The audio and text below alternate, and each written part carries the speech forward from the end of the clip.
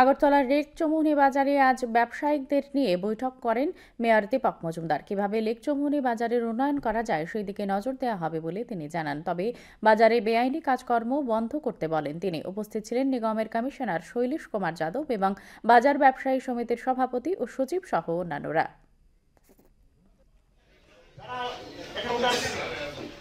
আমাদের already marking করা আছে।